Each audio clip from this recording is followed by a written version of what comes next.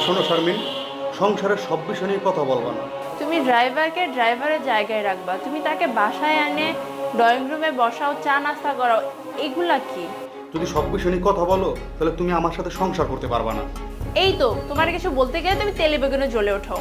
একটা গেস্ট এসে যদি দেখে তুমি ডাইনিং টেবিলে ড্রাইভারকে নিয়ে লাঞ্চ করছো, তাহলে মানুষ কি বলবে, গেস্টরা কি ভাববে? আমি তোমার ওয়াইফ হই, আমার এতটুকু অধিকার আছে তোমার কাছ থেকে জানার। শোন রাফি, আমি তোর মুখের দিক তাকালে আমি সবই বুঝি। আমার মনে হয় চাকরিটা করা ঠিক হবে না। তুমি এটা আমাকে কি বললা ভাই? তুমি আমাকে ছেড়ে চলে যেতে চাও?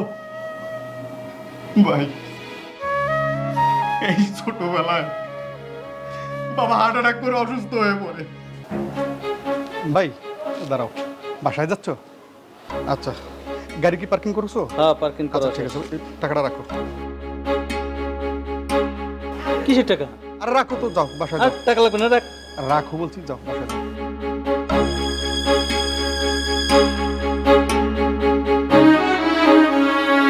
আচ্ছা, একটা কথা আমি বুঝতেছি না, তুমি সেদিনের ড্রাইভারকে 500 টাকা দিলা, তারপরে 1000 টাকা দিলা, আজকে আবার 1000 টাকা দিচ্ছ জুতা কেনার জন্য। তুমি এই মাঝে মাঝে যে টাকাগুলো দিচ্ছ, তুমি কেন দিচ্ছ বলো তো? তুমি কেমন ধরনের কথা বলো? সে কত কাজ করে আমাদের, আমি তাকে টাকা দেবো না? বলো, তার যে ডিউটি, সেই ডিউটির পরে রাত 12টা পর্যন্ত সে আমাকে সার্ভিস দেয়। আমার প্রয়োজনে সে কত কাজ করে, এই তোমার কাজ করে। এগুলো এই যে তুমি যে মন চাইলেই তাকে একটা জায়গায় পাঠাও, আমি মন চাইলে একটা জায়গায় পাঠাই, দিন নাই রাত নাই, সে সব ধরনের কাজ আমাদের করে দেয়। তাকে 500-1000 টাকা দিলে সমস্যা কি? মানলাম দেখা লাগে, তাই বলে তুমি সেদিনকে আমার ভাইয়া যে ব্লেজারটা তোমার বিদেশ থেকে এনে দিল, তুমি সেটা ধাপ করে ড্রাইভারকে দিয়ে দিলা, এর কি আমার ভাইয়ার মনে আঘাত লাগে না? যদি আমার ভাইয়া এই জিনিসগুলো দেখে, তার কত কষ্ট হবে তুমি জানো? তুমি আবার তাকে অফিসে ডেকে ডেকে মিষ্টি খাও, এত কেয়ার করো কেন? শোনো শারমিন, সংসারের সব বিষয় নিয়ে কথা বলবা না। তুমি ড্রাইভারকে ড্রাইভারের জায়গায় রাখবা, তুমি তাকে বাসায় এনে ড্রয়িং রুমে বসাও, চা নাস্তা করাও, এগুলা কি? যদি সব বিষয় নিয়ে কথা বলো তাহলে তুমি আমার সাথে সংসার করতে পারবা না। এই তো তোমার কিছু বলতে গেলে তুমি তেলে বেগুনে জ্বলে ওঠো। একটা গেস্ট এসে যদি দেখে তুমি ডাইনিং টেবিলে ড্রাইভারকে নিয়ে লাঞ্চ করছো, তাহলে মানুষ কি বলবে, গেস্টরা কি ভাববে?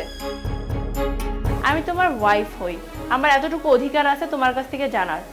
যদি সব বিষয় নিয়ে কথা বলো তাহলে তুমি আমার সাথে সংসার করতে পারবা না। আর এই বুঝটা যদি বুঝতে পারো তাহলে সেই বুঝ নিয়ে সংসার করো।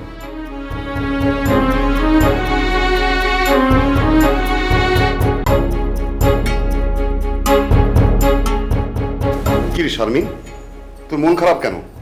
আর বলো না ভাইয়া, ওর সঙ্গে একটু ঝগড়া হয়ে গেছে।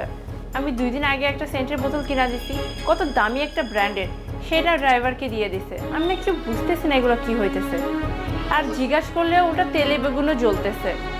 আরে আমি তো সেই জন্য তোর বাড়িতে আসছি, এই ব্যাপার কিছু কথা বলার জন্য তোর সঙ্গে। আমি কয়েকদিন আগে আসছিলাম না, দেখি কি ওই ড্রাইভারকে মিষ্টি খাওয়াচ্ছে। এই ব্লেজারটা ড্রাইভার গায়ে কেন? কিরে, তুই চুপ করে আছিস কেন? ও বুঝেছি, ওই ব্লেজারটাও মনে হয় ড্রাইভারকে দিয়ে দিয়েছে না?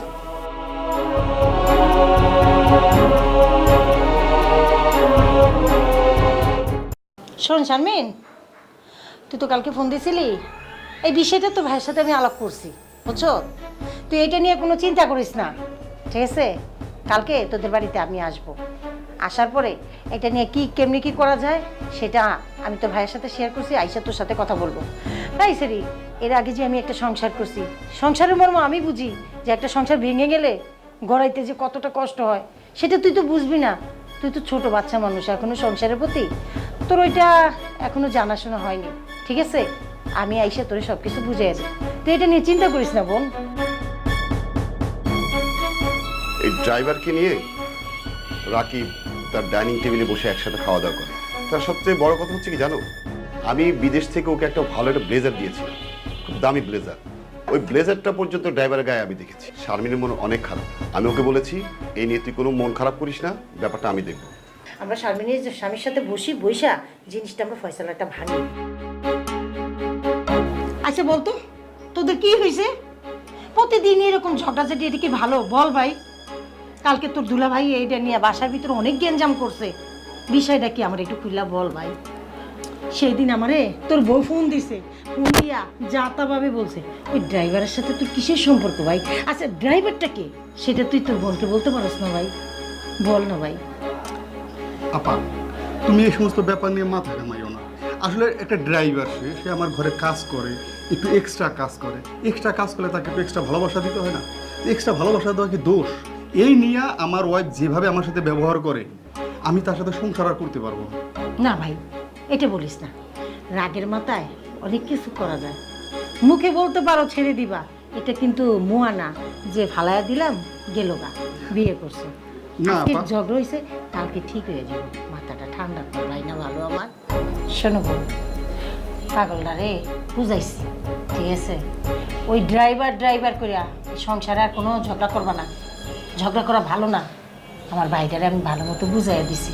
এটা নিয়ে স্বামী স্ত্রীর ভিতরে কোনো কুটা কথা বলবা না। শোন বাবা, জরুরি সংবাদ দিয়ে এই গ্রাম থেকে শহরে আনলি কেন? বাবা, আমি তোমার বৌমার সাথে সংসার করবো না। আমি তাকে ডিভোর্স দিব। আমি তার সাথে থাকবো না। এ কি বলছোস? হ্যাঁ বাবা। সর্বনিষ্ঠ কথা। বাবা, তুমি তো জানো আমরা যখন ছোট ছোট, সেই সময় তুমি হার্ট অ্যাটাক করে অসুস্থ হয়ে পড়ো। আমাকে কে মানুষ করছে বলো? আমাকে এত বড় কে করছে? আমাকে লেখাপড়া শিখিয়ে ভার্সিটিতে পড়িয়ে এত বড় চাকরি বাকরি ধরিয়ে কে দিয়েছে? আমার ওই ভাই দিয়েছে। আমি সেই ভাইকে দূরে রেখে কিভাবে থাকতে পারি তুমি বলো? এখন আমার বড় ভাইকে আমি ছাড়তে পারবো না, আমি তাকে বুঝাইতেও পারবো না। তার সাথে বরং তোমার বৌমাকে আমি ছেড়ে চলে যাই, আমার বড় ভাইকে নিয়ে থাকি, এটাই আমার কাছে ভালো মনে হবে। এখন তুমি কি বলো বাবা? সেই জন্যই তোমাকে ডেকে আনছি। তোর বড় ভাই যদি বাইরে চাকরি করে, তোর অসুবিধা কোথায়? না বাবা, আমার বড় ভাই অন্য জায়গায় চাকরি করবে কেন? সে আমার চোখের সামনে থাকবে, আমার চোখের সামনে রাখবো তাকে আমি। আমার যতদিন জীবন আছে আমার বড় ভাইকে আমার চোখের সামনে রেখে আমি কাটাবো। এটাই আমার শেষ কথা।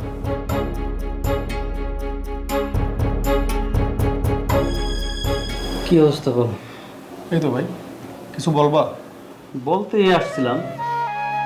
শোন রাকিব, আমি তোর মুখের দিক তাকালে আমি সবই বুঝি। আমার মনে হয় চাকরিটা করা ঠিক হবে না। তুমি এটা আমাকে কি বললা ভাই? তুমি আমাকে ছেড়ে চলে যেতে চাও? ভাই, এই ছোটবেলায় বাবা হার্ট অ্যাটাক করে অসুস্থ হয়ে পড়ে। তুমি তুমি তো আমাকে বড় করছো। তোমার কি মনে আছে সেই ছোটবেলায় মোল্লার ছেলে আমাকে লাঠি দিয়ে মারতে আসছিল?